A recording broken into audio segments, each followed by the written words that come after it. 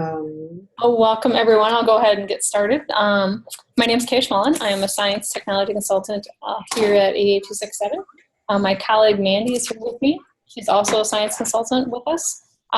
Pretty informal here today, so we want to make sure you get your questions answered. We cannot guarantee we can answer all your questions, but we'll make sure and point them in the right direction when we get done. Does everybody have the agenda?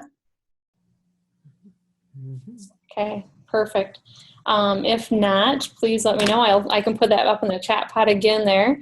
The chat pod, if you came in like a few minutes after I put that chat in there, or that link in there, you won't see it. So now everybody should have that there. Okay. All right, as questions come up, feel free to use that chat pod. I'm going to give you guys a chance to practice using that chat pod.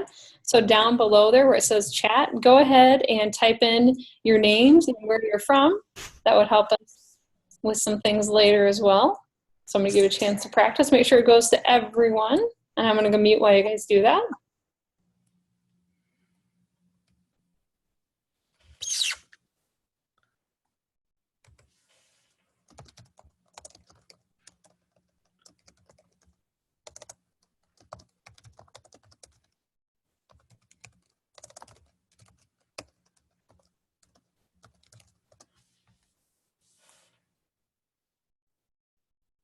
Kevin Cini.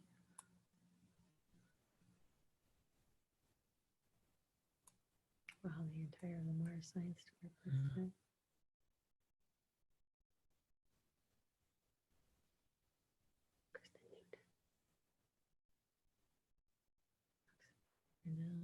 All right, excellent, everyone. Thank you, everybody, for putting in where you're at. I really appreciate that. That does help us a little bit. Remember, this will be recorded, so we will provide that link for you at a later date of where it's located. We're not quite sure where we're going to house that at yet. We've got to figure out those details yet. So we're going to go ahead and get started. We are kind of on a short time frame. So we do have a couple of districts with us that are sharing their completed course sequencing that they've started. We have Waverly, Shell Rock, and Pella. And I'll let Mandy kind of introduce because she knows Barb better. And we'll let Kathy join in there afterward as well.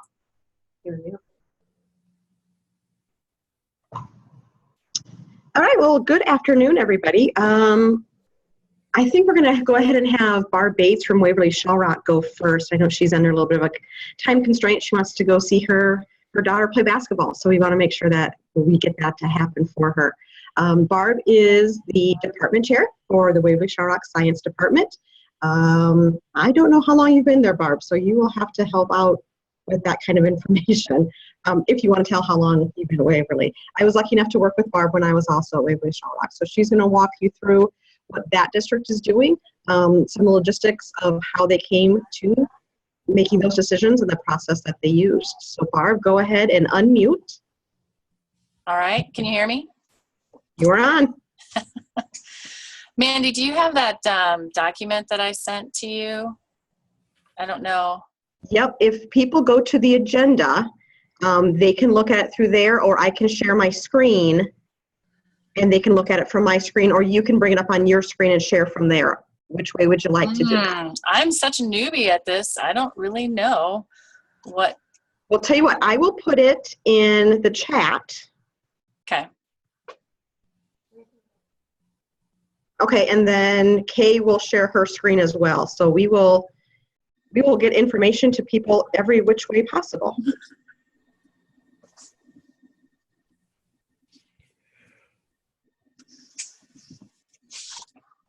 So, okay.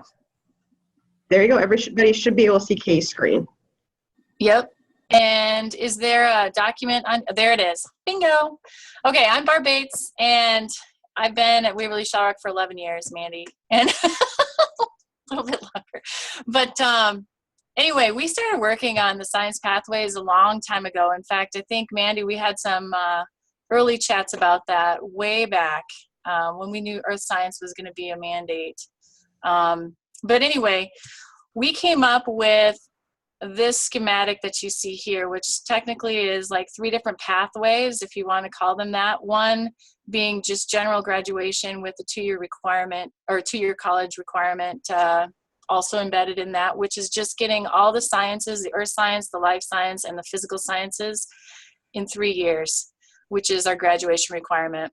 That was one of the big sensitive issues that we had, was we wanted to make sure that all of the requirements could be met within our 3-year requirement for graduation. And we thought that that was very difficult, actually. We definitely did not want to require most of our students who are 4-year bound students to have to take 3.5 years and deplete their elective possibilities in other areas. So this is why we came up with what we did. We didn't have any earth science technically in our department at all. It was, kind of covered hodgepodge here and there.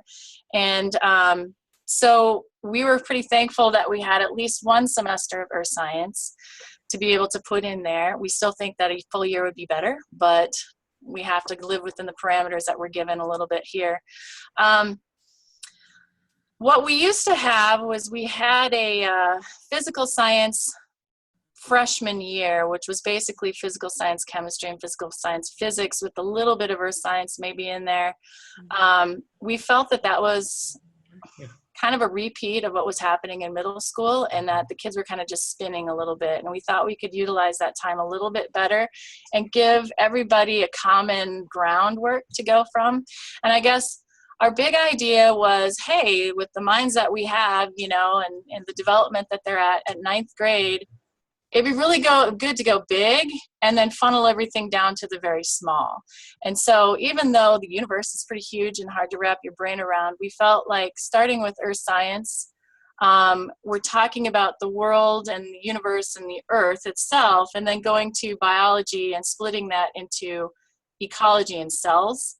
So the spring semester of their freshman year, they're talking about ecology and, down to the earth level.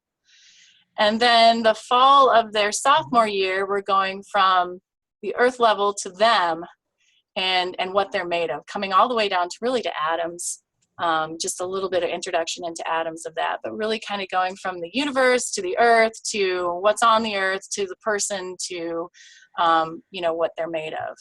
And so we thought that that was a pretty cool funnel down to the physical science aspect, which they could start their 10th grade year then being their path choice of how they want to take their physical science, whether it's you're just very basic, so you're going to take 1 semester of basically applied chemistry and applied physics that sophomore or junior year, to that middle pathway, which is your typical 4-year university path, where some are going to choose to take the physical science chemistry if they know they're going to take physics, the full year college prep course, where others might know they're going to take chemistry their junior year, that's the college prep course, so they're going to take the 1 semester of physical science physics.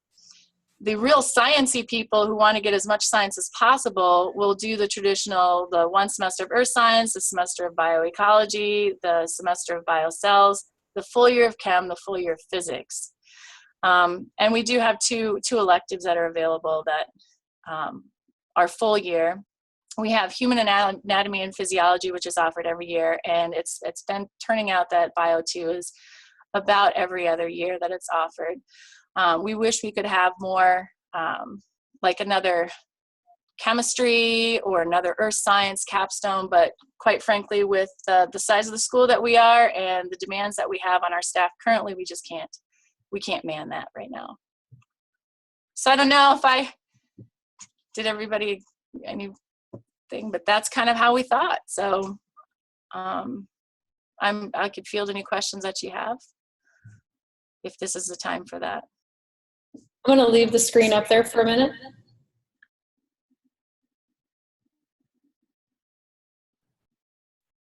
And for those of you who haven't noticed, if you put your mouse down to the bottom of the screen, you should have the chat pod option pop up. So even though Kay is sharing the screen, you should still be able to utilize your chat. So if you do have questions, go ahead and type them in there. And then Barb, I can either read them to you, or if you want to click down there, you'll be able to see them. Either way is perfectly fine. Thanks for clarifying that, because I forgot people are muted. Yep, that's okay. I see Phil Stein has asked, how many science teachers do we have at the high school? Well, we have 4 full-time and 1 that just teaches two sections of science. That's what we have. What curriculum? Wait, they're just popping in here. I don't know. The curriculum that we used for ninth grade, we started out actually piloting the Big History Project for part of that, for the earth science aspect of it, just kind of get an idea of, you know, what that could be like. And it was really informative, but we go by the standards that are there, and we try to meet all the standards by some of the mishmash curriculum that we've put together. I know they created, I'm not a ninth grade teacher or science teacher right now, and so I know they created a unit on Iowa history, you know, geologic history and things like that, and they do things on space, and they get all the way down into, you know, soils and different things that I can't speak directly to everything in that curriculum. I just know that they do cover the basic earth science concepts that are in the standards, and they hit more, definitely more deeply than others. The second question from Dan Voss about, you know, having a lot of physics or chemistry. Again, that's a question probably that some of my earth science folks could handle a little bit better, but they, you know, we really talk big picture with earth science and with most of it, you know, especially at that freshman level. And they do go into the nucleosynthesis a little bit, but it's not like majorly with physics or chemistry. It's just a brief little preface to some of those topics that might be in chemistry or relatable to chemistry or physics. And I know I springboard off of some of the things that they do when I teach biochem or biocells. When I do teach that in the fall, I, you know, bring that back, and in chemistry as well for semester when we're going over atoms and different things like that, you know, where do atoms come from and things, we pull that in, and it's really kind of nice. This is I think our juniors this year, the first class that's had the earth science first, and then, you know, been able to progress through this. So this is our third year in this progression. And it's really great because they totally remember back to earth science, and they're like, oh, that totally makes sense. And then things are coming together. So I guess we link things and we get to the chemistry and physics later on when it's more applicable. We don't use block scheduling at Waverly Shell Rock. I wish we did, but we do not. I would love to have it. So wishful thinking. Thanks, Scott. And then standards addressed in which course? Oh, I don't believe that. I can't, off the top of my head, tell you what specific standards are in each course. I know we've gone through that quite a bit.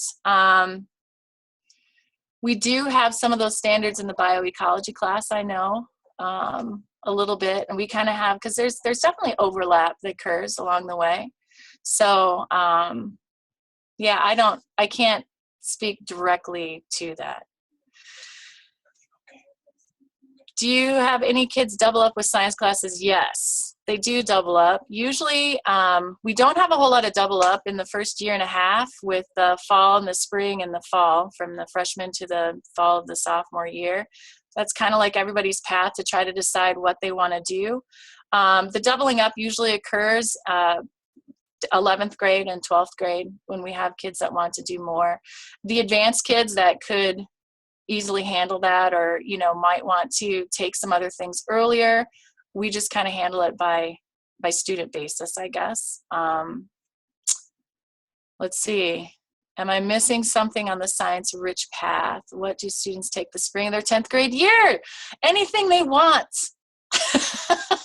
We give them the opportunity to have that as an elective time, which some of the people really appreciated because their sophomore year was so very scheduled that there wasn't a lot of room for electives at that point. And so, yeah, if they want to hop in, and we have a science issues class if they really want to take that, but we really encourage them to kind of just go and explore something outside of the sciences, especially the chemistry rich one or the science rich people. If we don't get all the questions, we'll save questions. What is science issues? Science issues was developed as a class that could give that one semester to students who maybe wouldn't take the full year chem or full year physics. It was really designed originally to be more of a co-taught sort of class for those students that might need that extra graduation credit, but really couldn't handle some of the others. And, you get a combination. I've taught science issues before too, and I had everything on the spectrum. So science issues is just kind of a general science course that allows for issues that are current to be explored from the scientific mindset. How many science credits do students need to graduate? We need 3 years or 6 credits to graduate. So every semester counts as 1 credit. I'm trying to think if there's anything else. Okay, I think just for the interest of time, Barb, thank you for Perfect. going through that. Yes, everybody I'm sure is grateful. If you didn't notice, it gets buried fairly quickly. Chris Kilabarta did mention in the chat pod, if there are questions we can't get to, we certainly can send those on and ask our presenters to answer those, and then we can post them somewhere at a later time. So we do need to be sensitive of our time. So there might be something in there that it pops in your mind either a little bit later on. We can get those questions answered, if not necessarily in the heat of the moment, at a point later on that we can send those on to Barb and Kathy. So I am going to thank Barb. We appreciate your time. Those of you who are interested in that graphic, remember it is linked and it's in our agenda. So you are welcome to take a look at the agenda again and then scroll down to the link that's on Waverly Shell Rock, and it will take you to that Google drawing of their schematic of how they line up their different pathways. So we are going to bring up Kathy next. Hi, and I I can't see- see my picture. Can you hear me? I can hear you just fine, Kathy. Okay. So I won't try and figure out why you can't see me. I guess but I. Oop, Kathy, I think you accidentally muted yourself. There you go, you're back again. Okay, I'm back. And then I'm attempting to share my screen with you. Okay, Kay actually has shared hers. Would you rather share from your computer? No, because I have a different document that I didn't get a chance to email you today. Okay, so we will go ahead and have you share then.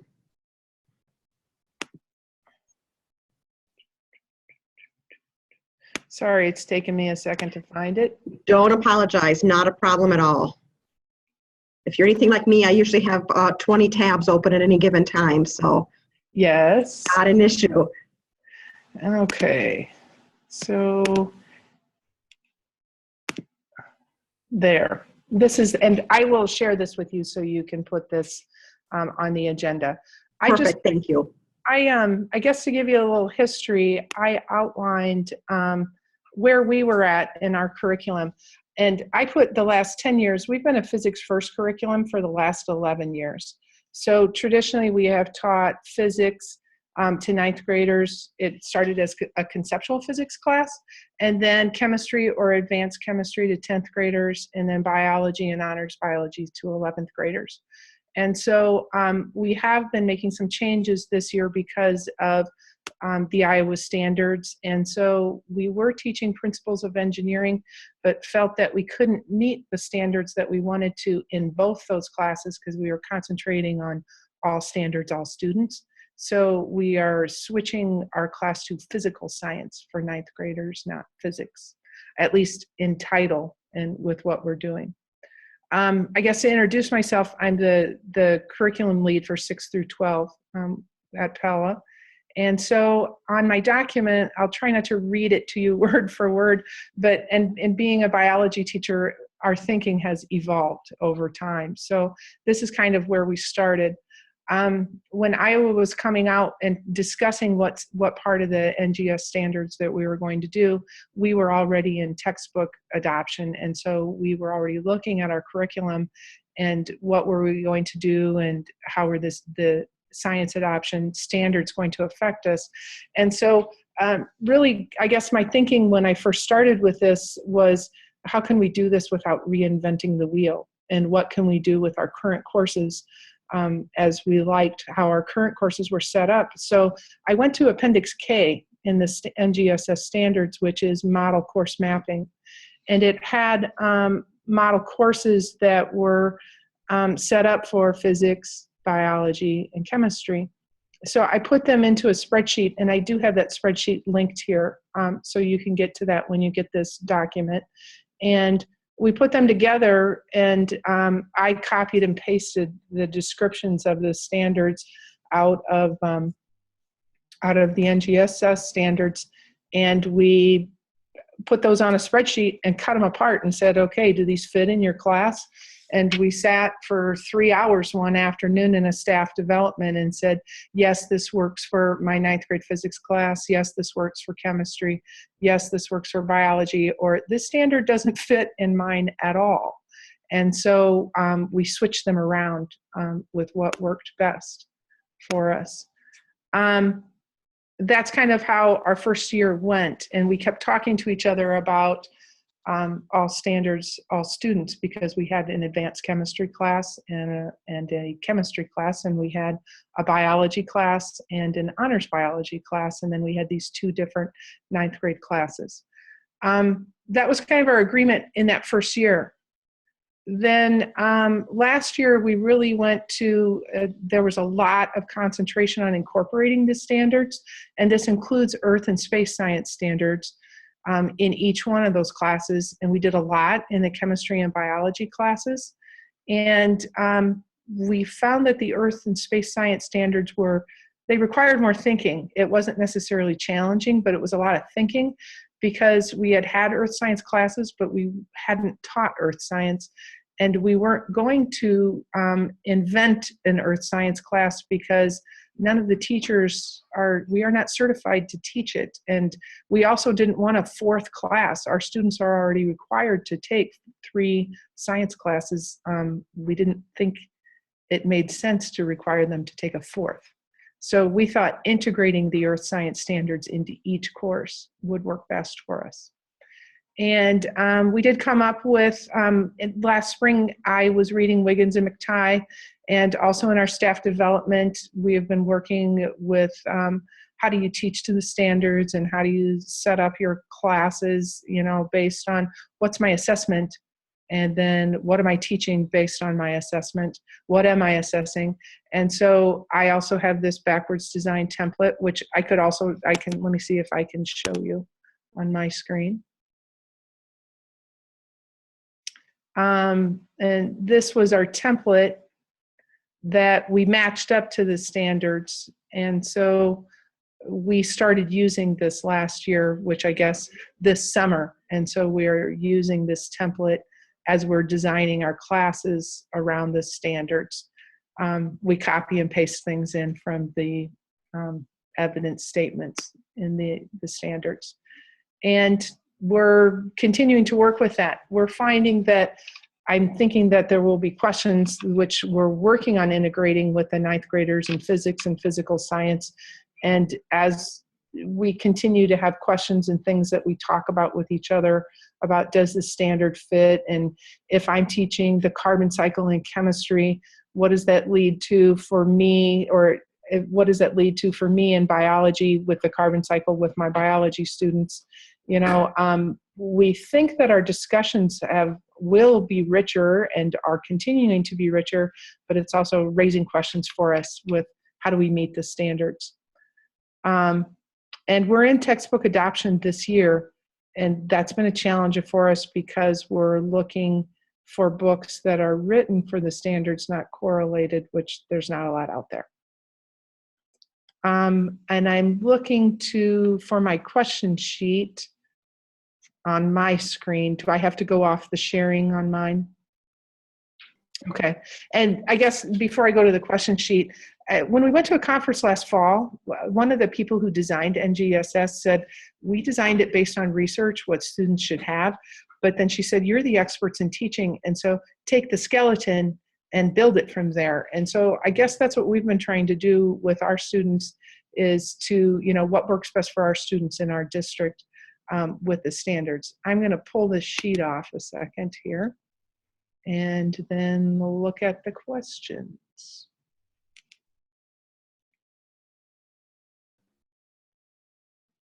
So Kathy, it looks like if you can't pull those questions up, again, just click chat at the bottom of the screen. But the first one that's popped up is asking if you're on block scheduling. No, we're not. we're on 40 minutes a day, 5 days a week.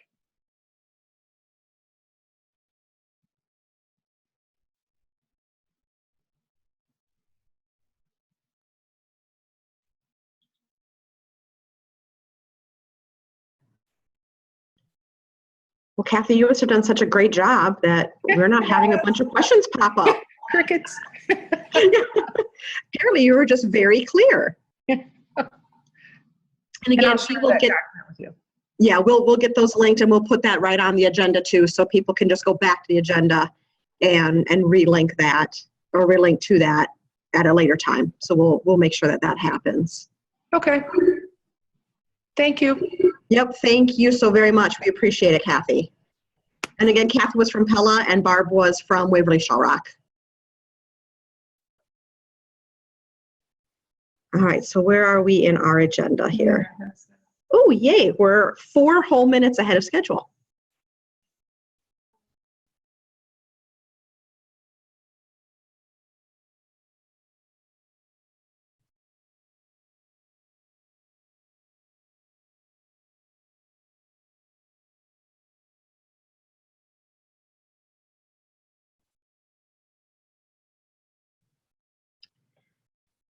Kathy, you might be able to answer this one relatively quickly. How many science teachers do you have at Pella right now? We have 4.5 teachers at the high school. Okay. And moving the earth science standards changed our content. It didn't really result in too much. It made us rethink what are we teaching and how are we teaching it. So it didn't really create too much content.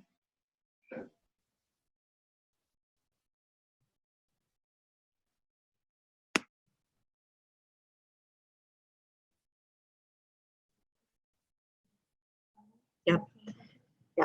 Okay, so if we are going to move on, I'm not seeing any other questions pop up, but again, you're welcome to continue to add those in the chat pod, and if Kathy is able to stay with us, we can maybe have her address some of them. Otherwise, we'll make sure that we get those questions sent on to those teachers. But if you do, those of you who have your agenda open, Kay, do you want to put the link back to the agenda again, just in case we had anybody that joined us relatively recently? There are some resources available for sequencing. The top one is the Achieve bundles. So let me bring that up. And then I think I will just go ahead and actually share my screen.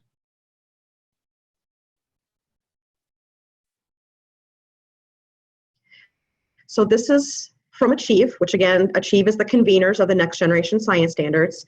So they put together what they felt would be possible models for the way you may want to sequence your courses. Now we have to remember middle school will look different in Iowa than what it would look nationally for NGSS because of Iowa's choice to integrate science in 6, 7, and 8. NGSS is officially grade banded for that national program, but for Iowa we selected specific standards for grade 6 and then specific standards for grade 7 and specific standards for grade 8. So the middle school would look different for Iowa than what it looks like on this website. But the high school, there are a few different options. There's the conceptual progressions model, and then the domains model, which the domains model would fit more into what our traditional model has been with an actual class. So, you know, a class that's named chemistry, a class that's named physics, and a class that's named biology. And so if we click on any one of these, I'm just happening to pick that course 1 of chemistry. It provides the performance expectations that they feel would fit into what they call bundles. That's the NGSS term for units, essentially. And then the approximate time frame that Achieve felt would be utilized. We've had the question, and honestly, I don't know the answer to it. Are these looking at block scheduling? Is this a 45-minute class period? What were they thinking when they put the time frame together? Unfortunately, I don't know the answer to that. I wish that I did, but I don't have that one for you. So let me go ahead and stop sharing my screen and go back into the agenda and pull up some of our other options that we have. California is ahead of us. Oh, you're not sharing that, sorry. Kay and I have different monitors going on, so I'm never quite sure which monitor is on at which time for the Zoom. So California is ahead of us, and they do have some options as well for their progression. Again, let me share that. Okay, Kay is going to share that.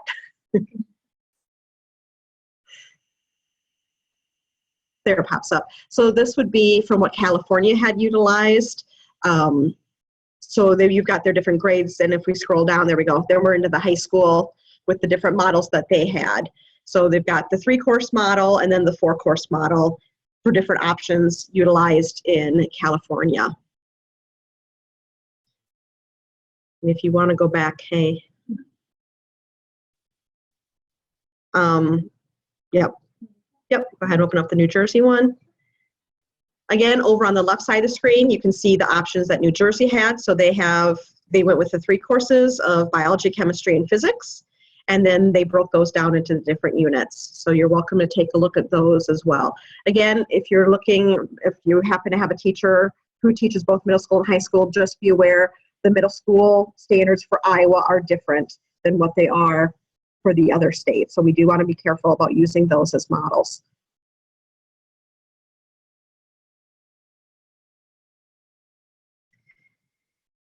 And then Kay has a really wonderful document. Do you want me to share that, or do you want to share your screen and talk at the same time?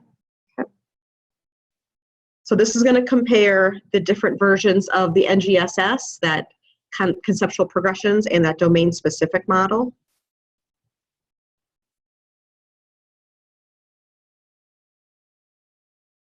Yep, there you go.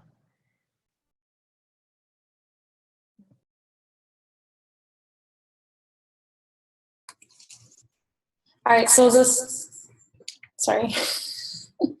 spreadsheet that is coming up, the question came up about how does this compare between the courses, between the bundles, all that kind of stuff. Actually, it's coming up right now, so let's just do a stop share for a minute, and I'll reshare it here because I have it pulled up someplace else. Come on. There it is. No, it's middle school. That'll work though for now. There. How's that? Can you see? No, that's not the one I want. No, that's not the one. Well, let's just go here then. We'll get there.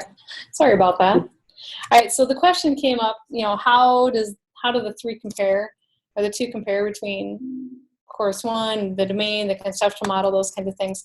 So in that spreadsheet, when you get there, when you can see it, you will see the title of the bundles. I'll pull up the middle school just because that one's here for me already. You'll see the course number, and then if there's 2 of them there, it'll say one's on top of the other. They are also color-coded for you as well, and the bundle names are there for you as well. So you'll see, and I wonder if it's not coming because it's so busy right now. I should have pulled it up beforehand, but I did. That's okay. So this is one way to look at that overlap between your bundles and between your performance expectations, and it's more visual as well, because going between the 2 is kind of hard. So I just created this spreadsheet for you to kind of help see things as they come about. I also put a link there to the middle school one as well. If you have any middle school teachers that want to look at that, there's a middle school phenomenon course model and the topic model as well. So it kind of helps you with that one as well. Questions about that spreadsheet, if you could see it?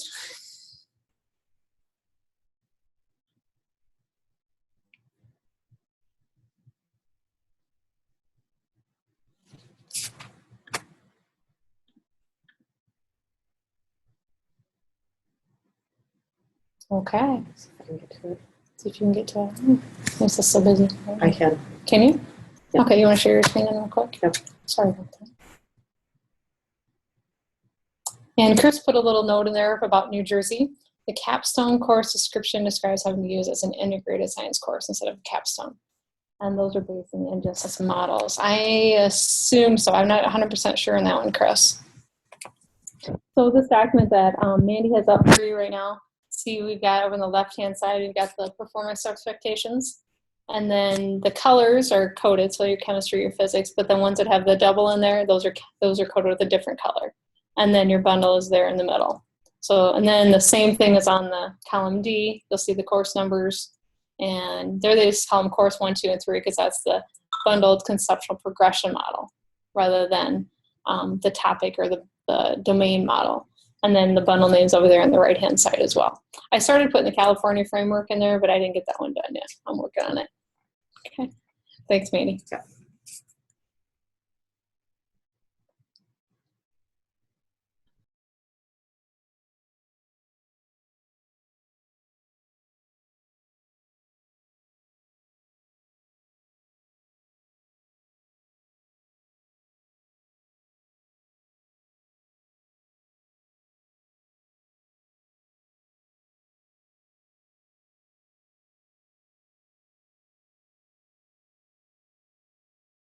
Okay, you're muted. So Chris, I need to ask a clarifying question. Are you talking about the capstone, the New Jersey ones, or are you talking about the spreadsheet? The spreadsheet. I'm looking at the spreadsheet. I'm just double checking that the bundles that you have written in your spreadsheet are the bundles from the NGSS website that you shared earlier. Okay. So do we have Jason with us? I am Jason, here. Can you hear me? From the Board of Regents. I'm understanding and be willing to share some explanations of how to that process, RAI process. Right. Can you hear me now? Can you guys hear me? Can you hear me at all?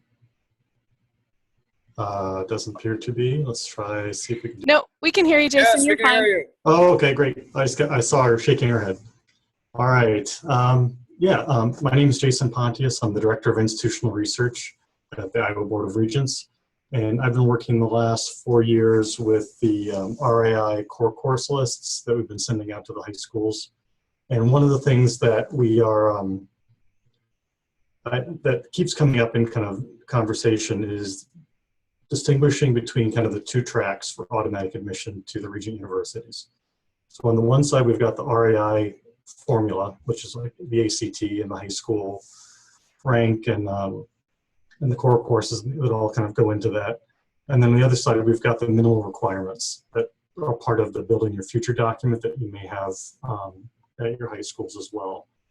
And so the question that we've gotten before is, well, we'd like to have, one of the questions that Chris put forward to us was that we'd like to have environmental science or some of the other physical science classes count toward the RAI. And in those cases, those are based on the SCED codes, and those SCED codes have already been approved. And so those already do count toward the RAI side of things. So they count toward building that kind of overall formula and the overall score of 245 that the students can get for automatic admission. Now, where they may not count, and that does vary based on the university, is whether they fall under the minimal course requirements. Both, it's a bad analogy, but it is a two-legged stool in this case, and so both things need to count for automatic admission. So that was one of the things that Chris wanted me to talk a little bit about, and also go into that we have a system for kind of making appeals or bringing new information to the board, but also to the universities. We have a group called the Admissions Study Team that's comprised of admissions and academic affairs professionals at the 3 universities that meet regularly, and they talk about things like, okay, we've got new SCED codes coming from the federal government. Which of these should count toward the RAI? And so those get updated. Last year, we got an appeal from one of the high schools saying AP Art History really should count toward the RAI because it's much more focused on history. I mean, art is definitely part of it. It's got the rigor of the AP course to it. And that went through our admission study team. And ultimately, it was decided it was too much of a slippery slope. Once you let one art class in, then there's a case to be made for other classes. They decided not to for the core courses. But there's a similar process for the minimum requirements that are on the Building Your Futures document. And that would be to submit essentially the curriculum, which would be syllabus, any kind of course notes that could then get passed on to the admissions study team. And then we could pass it along over to folks that have expertise in the curriculum. Like, I don't have the curriculum expertise that you guys have, but then they can go through and say, okay, this definitely would be a lab science, or this definitely should be something that falls under one of the options for minimal requirements. And I think that's all I have as far as sharing that. I can just kind of pause, and if anyone has any questions regarding RAI or minimum requirements, I'd be happy to answer them. Chris, did you put a link to the Board of Regents for which shows all the codes? Or can we get a link to that?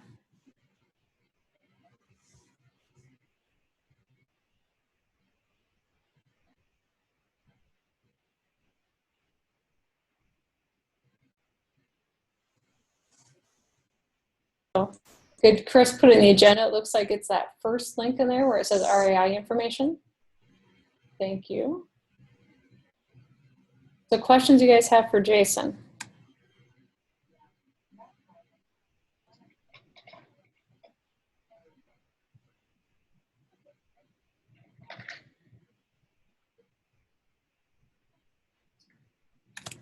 Very fine.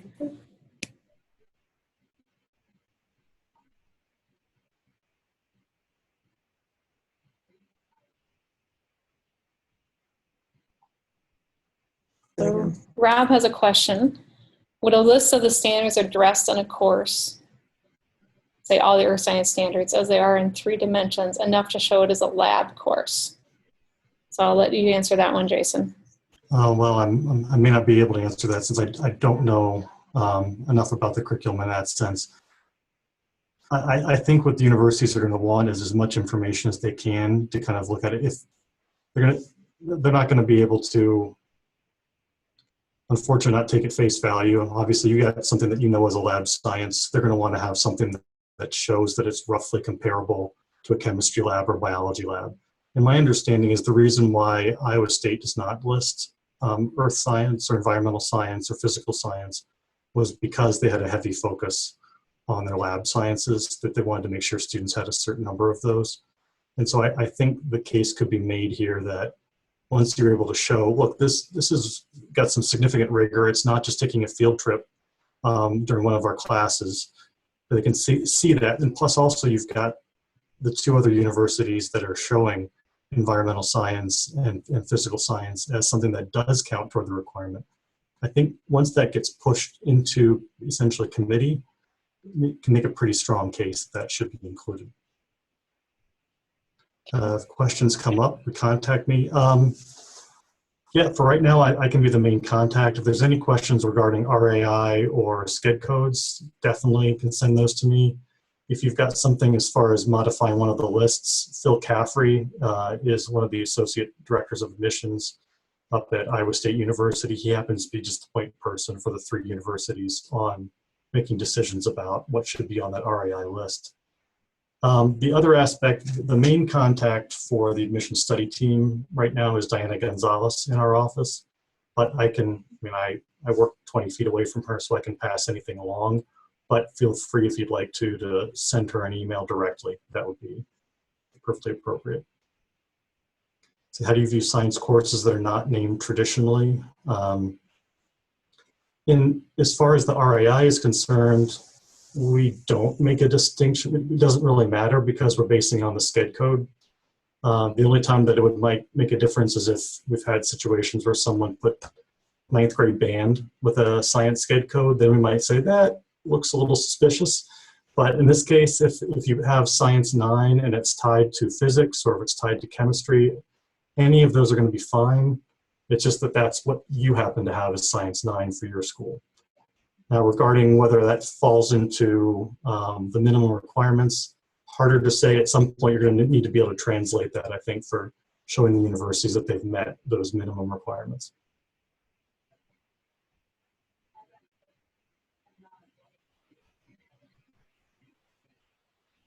Perfect. Thank you, Jason. I went ahead and put Jason's email address in our agenda. I hope that's okay. Yep, and that's great. Spelled Diana Gonzalez, right? So you may want to double check on that for me too. Yep, let's see. And let me make sure. Yeah, I think there would be an extra A in there. Okay. Perfect. Yep, there's 2 A's. Oh, sorry, there's already too many N's in there. So you want just the DIANA Gonzalez, but Gonzalez is spelled correctly there.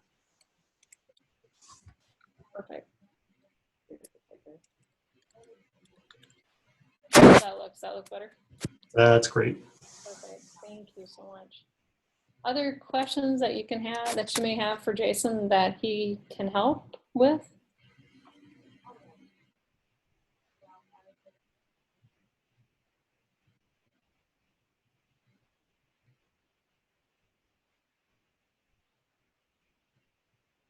Perfect. Thanks, guys. Thanks so much, Jason. We really, really appreciate you taking some time out today and answer some of those questions.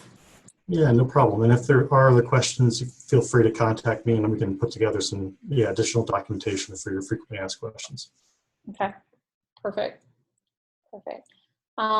So the last part from 415, we're looking at some resources, course titles, course codes, required endorsements. There's a course sequencing database there. Let's look at that first, probably. If you click on that one right there, it says it's their bit.ly, or I can go ahead and share my screen. I think we got it fixed, so it might be easier as well.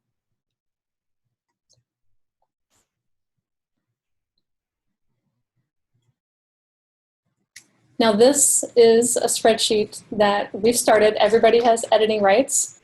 The reason for it being created is we're just looking, it's not being reported to anybody else. It's actually owned by me. So I'm not gonna share it with anybody. You know what I mean? I'm not gonna give it away to somebody that doesn't need it. This is something where you can start looking for ideas. That's exactly what it is. It's ideas as far as how you can sequence your course. There's the names are there on the left-hand side. This number of the students are in there. This is not meaning anything that it's just currently what they're planning to do or what they are currently doing. So some of these may be starting to implement this year, some may not. This is a kind of a self-reporting document. So nothing official by any means, it's just a place. So if you want to go ahead and put your information in there to share with everybody else, that would be awesome. If not, that's okay too. But it's just kind of an opportunity to share resources is what we're looking for. So I'll give you a few minutes to kind of look that over, and if you have questions about that.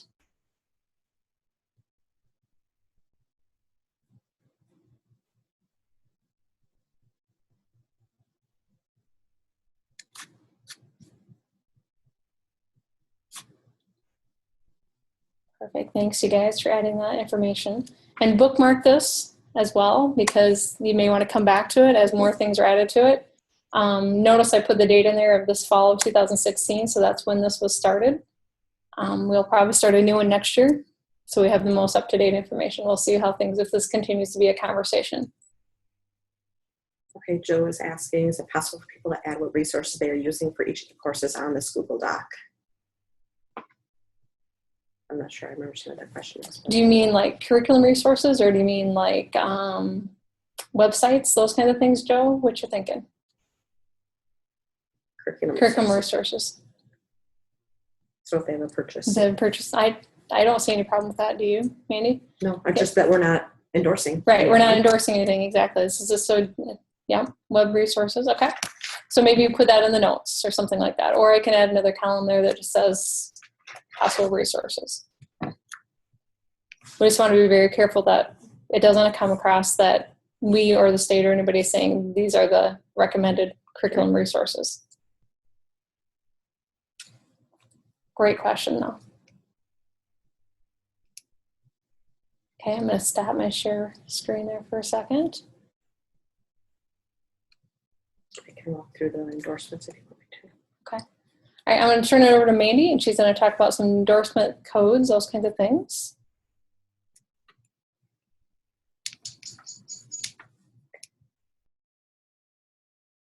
Okay, so if you are looking in our agenda, I'm going to jump down to the teacher endorsements because that's a question that we get a lot. So once I pull that up, I'm going to actually just share my screen. And one of the things that we're frequently asked is who can teach what? We want to have a class and we want earth science. Can I have a biology teacher teach earth science? So this is a crosswalk from the BOEE that lets you know who can teach what course. So here, if I have a course coded with earth science, The teacher would need to be endorsed in either or science, all science or basic science. If I have a course that is coded as an environmental science, again, here's the teachers that could teach it: a 512 biology, 512 earth science, physical science. I need to scroll down so I can see more, all science, and basic science. And it goes through all the coding options for science. And I believe the science one starts on page 9. So those that are interested in looking for that, it is in here. And then if you're curious as to a little more information about, well, how do I know if it's this biology independent study or if it's a biology other, where can I find information on that?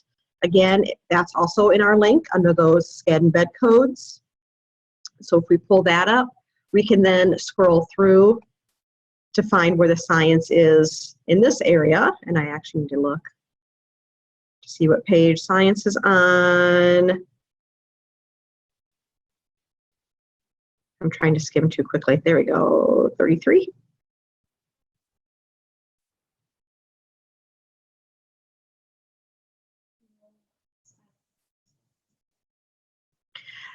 I do not know, but as of about a month ago, that's where they were sending me.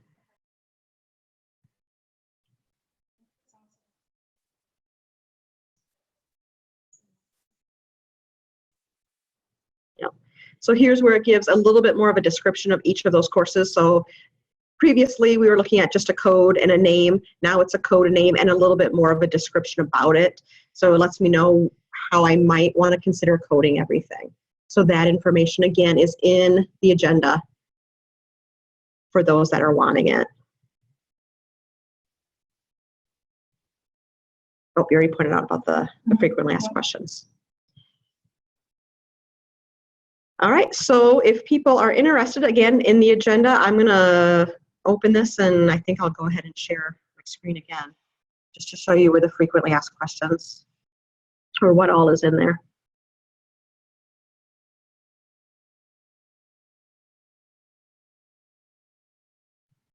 And we are going to take the time to read through all of these for everybody, but these were the questions when you signed up for this Zoom. You had an opportunity to put in about 3 pressing questions, and then we looked at them and kind of grouped them together to see which maybe fit the format of our Zoom topic the best.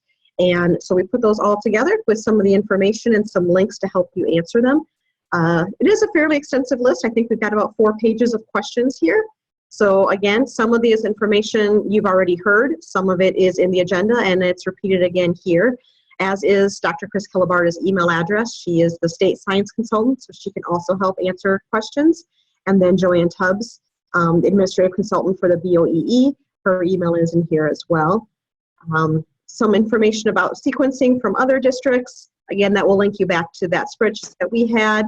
Will we be adopting a curriculum framework? I've had this question posed to me several times. The answer is no. Those are all local control decisions, so you get to decide what curriculum you may choose. Accelerated pathways, again, NGSS has some information on that for students who are ready to go a little bit faster or a little more in depth, so there are some AP course ideas in there as well. So feel free to take a look at those frequently asked questions. If there is something that is not in there that has since popped to your mind, feel free to put it in the chat pod, and we can either address it or send it on to somebody who would know the answers to those questions.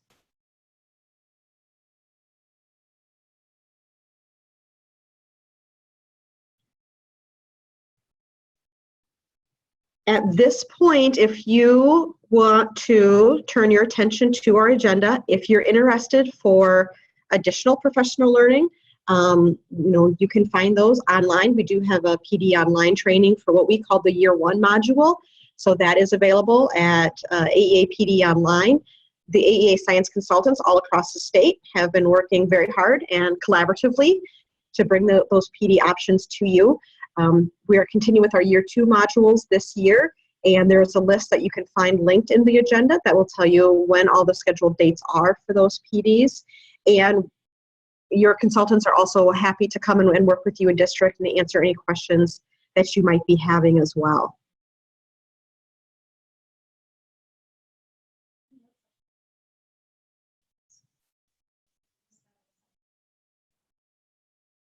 You're muted. Here, let's switch. it looks like there was some conversation about the crosswalks. And Chris said that they are updated nationally when new endorsements are added or deleted. And somebody said there's going to be a major overhaul in the next year or so. So keep looking for that information, and we'll make sure and get that information out to you as well when that comes available. Okay, we have about 4 minutes. Are there any other pressing questions that you guys have? And I can't guarantee we can answer them, but at least we can point you in the right direction, or we'll get them pointed to the right direction.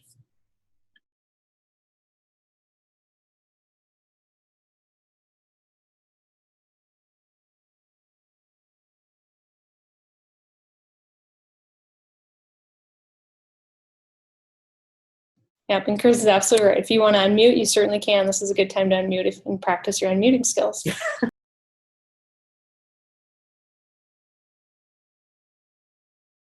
Well, people work up the courage to unmute and either talk to the group or put it in the chat pod. I do want to make sure that we thank Barb Bates and Kathy Hoynes for being willing to join us today. Both were very gracious to be willing to sit in on a Zoom of 50 plus people and share what their districts have gone through. So I want to make sure that we do appreciate them publicly and let them know how much we are glad that they were able to join us.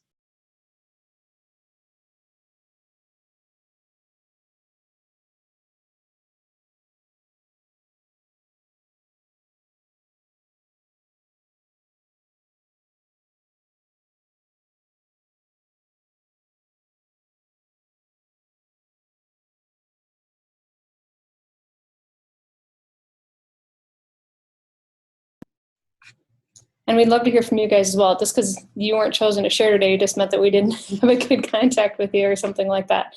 So if you want to share something that you're doing to help the group, that would be awesome.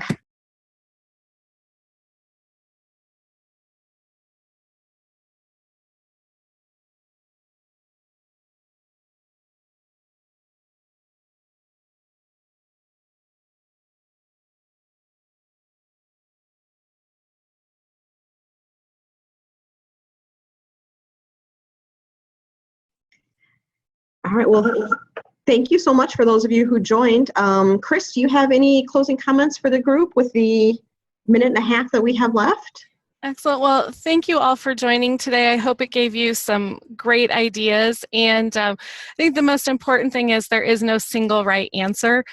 We heard 2 different ways of looking at it and several others that were shared on the spreadsheet. So I hope we take this opportunity to use our resources within our state and also our resources nationally so that everyone is not trying to recreate, but also recognizing that you all have individual needs and your students have individual needs, and all standards for all students doesn't mean there's a single pathway. So you use this for opportunities to think about what's best for you and for your students. So thanks for joining us. And most importantly, thanks Mandy and Kay for hosting our first one.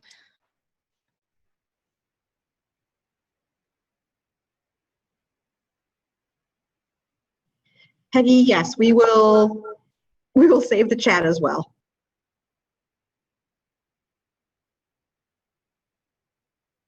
All right, well, thanks everyone. You guys have a great week. And like I said, let us know if there's anything we can help you with.